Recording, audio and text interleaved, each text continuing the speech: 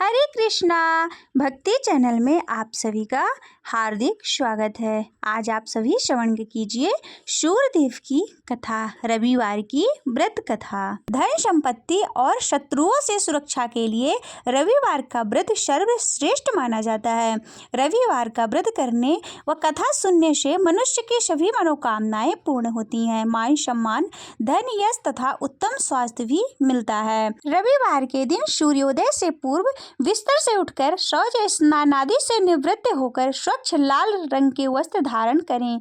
तत्पश्चात घर के किसी पवित्र स्थान पर भगवान सूर्यदेव की स्वर्ण निर्मित मूर्ति या फिर चित्र को स्थापित करें। इसके बाद विधि विधान से गंध पुष्प आदि से भगवान सूर्यदेव का पूजन करें। पूजन के बाद व्रत कथा अवश्य सुनें। व्रत कथा सुनने के बाद भगवान सूर्यदेव की आरती करें। तत्पश्चात भगवान सूर्यदेव का स्मरण करते हुए शुद्ध जल, चंदन, लाल चंदन, अक्षत, लाल पुष्प और दूर्वा सूर्यदेव को गुड़, चावल, काले तिल डालकर अर्घ्य दें। सात्विक भोजन या फिर फलाहार करें। भोजन में गेहूं की रोटी, दलिया, दूध, दही, घी और चीनी खा सकते हैं। रविवार के दिन नमक नहीं खाना चाहिए। सुनिए रविवार की व्रत कथा। प्राचीन काल में एक बुढ़िया रहती थी। वह नियमित रूप से रविवार का व्रत करती। रविवार के दिन सूर्योदय से पहले उठकर बुढ़िया स्नान आदि से निवृत्त होकर आंगन को गोबर से लीपकर स्वच्छ करती। इसके बाद सूर्य भगवान की पूजा करते हुए रविवार व्रत कथा सुनकर सूर्य भगवान का भोग लगाकर दिन में एक ही समय भोजन करती। सूर्य देव की अनुकंपा से बुढ़िया माई के पास किसी प्रकार की चिंता एवं कष्ट नहीं था। धीरे धीरे उसका घर धन धान्य से भरा था।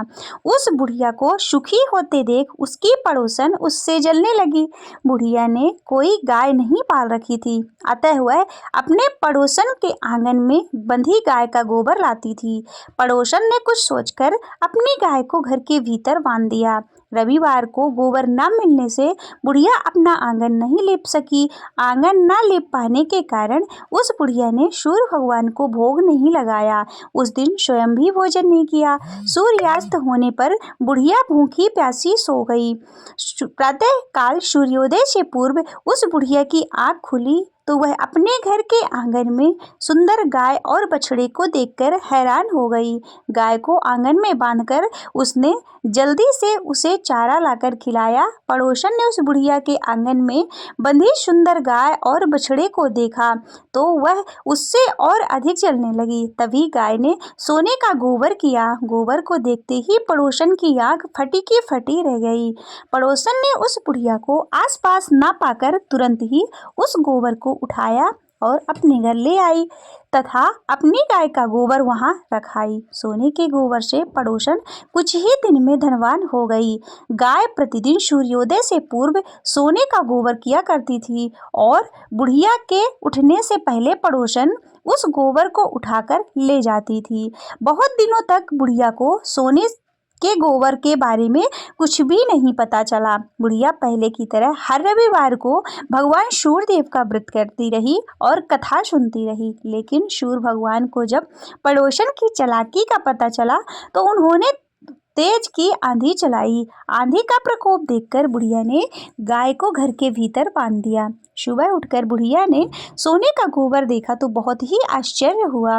उस दिन के बाद बुढ़िया गाय को घर के भीतर बांधने लगी। सोने के गोबर से बुढ़िया कुछ ही दिन में बहुत धनवान हो गई।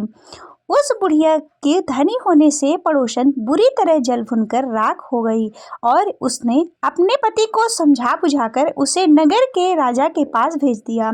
सुंदर गाय को देखकर राजा बहुत खुश हुआ। सुबह जब राजा ने सोने का गोबर देखा तो उसे बड़ा आश्चर्य हुआ और उसके आश्चर्य का ठिकाना न रहा। उधर सूर्य भगवान को भूखी प्यासी बुढ़िया को इस तरह प्रार्थना करते देख उस पर बहुत करुणा आई। उसी रात सूर्य भगवान ने राजा को स्वप्न में कहा, राजन, बुढ़िया की गाय वो बछड़ा तुरंत लौटा दे, नहीं तो तुम पर विपत्तियों का पहाड़ टूट पड़ेगा, तुम्हारा महल नष्ट हो जाएगा। सूर्य भगवान के स्वप्न से बुरी तरह भयभीत राजा ने प्रातः काल उठते ही गाय और बछड़ा बुढ़िया को लौटा दिया। राजा ने बहुत सा धन देकर बुढ़िया से अपनी गलती के लिए क्षमा मांगी। राजा ने पड़ोसन और उसके पति को उनकी इस दुष्टता के लिए दंड दिया। फिर राजा ने पूरे राज्य में घोषणा कराई कि सभी स्त्री पुरुष रविवार का व्रत किया करें। रविवार का व्रत करने से सभी लोगों के घर धन धान्य से भर गए। राज तय में चारों ओर खुशहाली छा गई। स्त्री पुरुष सुखी जीवन यापन करने लगे तथा सभी लोगों के शारीरिक कष्ट भी दूर हो गए। बोलिए सूर्य भगवान की जय। ओम जय सूर्य भगवान जय हो, दिनकर भगवान जगत के नेत्र स्वरूपा, तुम हो त्रिगुण स्वरूपा, धरते सबके ही के ध्यान। ओम जय सूर्य भगवान, सारथी अरुण है प्रभु, तुम श्वेत कमल धारी, स्वामी श्वेत कमल धारी, तुम चार भुजाधारी, अश्व है सात तुम्हारे, कोटि किरण पसारे, तुम हो देव महान। ओम जय सूर्य देव भगवान, उषा काल में जब तुम उदयांचले आते शब, तब दर्शन पाते फैलाते उजियारा,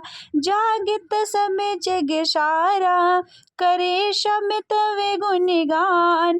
ओम जय सूर्य देव भगवान, संध्या में भुवनेश्वर अस्ताचल जाते, गोधन तब घर आते, गोधूल वेल में हरे घरे हरे आंगन में हो तब महिमा गान।